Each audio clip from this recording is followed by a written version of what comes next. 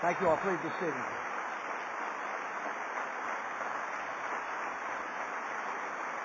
Very good. Thank you. Please be seated. Thank you. Laura and I are thrilled to be here. We are honored you would invite us to reopen one of the country's great civic institutions, the Smithsonian Museum of American History. This building is home to many of our national treasures. It is a reminder of our country's proud heritage. And today we're witnessing the beginning of an exciting new era in its history. And I would urge all our citizens who come to Washington, D.C., come to this fantastic place of learning. Wayne, thank you for serving. Proud to be with you. Roger Sant, the chair of the Smithsonian Institute's Board of Regents, and Vicki. I appreciate Brett Glass, our director. I want to thank Dirk Kempthorne, Mr. Secretary, thank you for being here. Jonathan Sharfin, acting director of U.S. Citizenship and Immigration Services, as well as Congressman Doris Matsui from California. I want to thank Governor Martin O'Malley of the great state of Maryland for coming here today. I am honored to be with Judy Woodruff, the esteemed Mistress of Ceremony, MC. I thank David McCullough for joining us, a great historian and a fine American. Ever since President James K. Polk laid the Smithsonian's cornerstone in 1847, it has been one of our nation's greatest centers of knowledge. And since it opened nearly 45 years ago, the Museum of American History has been one of the Smithsonian's most popular institutions. The items on display here are as diverse as our nation. Visitors can see George Washington's military uniform, one of Thomas Edison's early light bulbs, the desk on which Thomas Jefferson drafted the Declaration of Independence, even Muhammad Ali's boxing gloves, which he modestly predicted would become the most famous thing in this building. Another item on display here is one of our nation's proudest symbols of patriotism. The icon fame dates to the War of 1812. In that conflict, the British Navy bombarded Baltimore's Fort McHenry with rockets and mortar fire. And as the battle raged, a young American was detained on a ship in Baltimore Harbor, unable to join the fight. And the next morning, he was anxious to see whether his country had resisted the invasion. He discovered the answer when he saw the stars and stripes of the United States waving defiantly above Fort McHenry. That young American, of course, was Francis Scott Key. He referred to the moment he saw the flag as an hour of deliverance and joyful triumph. He recorded those emotions in a poem called The Star-Spangled Banner. Today, nearly 2 centuries after they were composed, his words are written on the heart of every American. And written into our law is our country's national anthem. And the flag that inspired them is preserved here, thanks to the generosity of some fine citizens, to remind us of the sacrifices that have been made to ensure our freedom. There have been hours in our nation's history when that promise of freedom looked uncertain.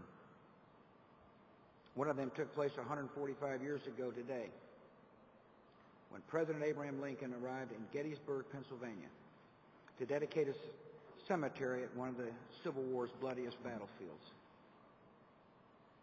By that day, the war had raged for more than 2.5 years and claimed hundreds of thousands of casualties.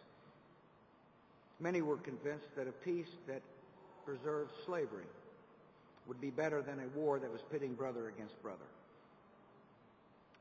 President Lincoln understood that liberty is a gift given by the Almighty, and that peace must not be purchased with injustice. That day, President Lincoln called the nation together in the pursuit of a new birth of freedom. He urged Americans to honor the dead by carrying out the cause for which they gave their lives.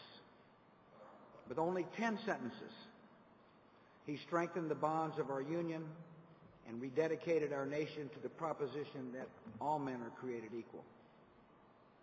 At the time, President Lincoln said that the world would little note nor long remember his words. The verdict of history has been quite different. Over the years, the Gettysburg Address has been memorized by generations of school children, including me and Laura. It stands as the greatest presidential speech of all time. For nearly 50 years, one of the only handwritten copies of this speech has been kept at the White House. For the next several weeks, it will be on display here at the Museum of American History. And Laura and I are delighted that this important piece of our country's heritage will be available for all to see. Among those inspired by the principles in the Gettysburg Address were 4 African-American college students in Greensboro, North Carolina. In 1960, they sat at a lunch counter inside a Woolworth's department store and asked to be served. Their request was denied because the counter was designated as whites only. When they were asked to leave, those brave students refused to give up their seats. A single act of courage helped power a national movement that culminated with the passage of the Civil Rights Act of 1964. And today, that lunch counter is preserved here at the Smithsonian in an honored location just down the hall from the Gettysburg Address. In the lives of Francis Scott Key, Abraham Lincoln, and those brave students in Greensboro, we see the best of America. We see men and women of character who refused to surrender to adversity. We see hope, courage, and a devotion to universal values. And we see a nation constantly moving toward greater freedom and greater opportunity. Throughout our history, these ideals have called out to those beyond our shores. They have beckoned those who love liberty from every nation. They have made countless generations of men and women across the world long for the pride that comes with calling yourself an American citizen.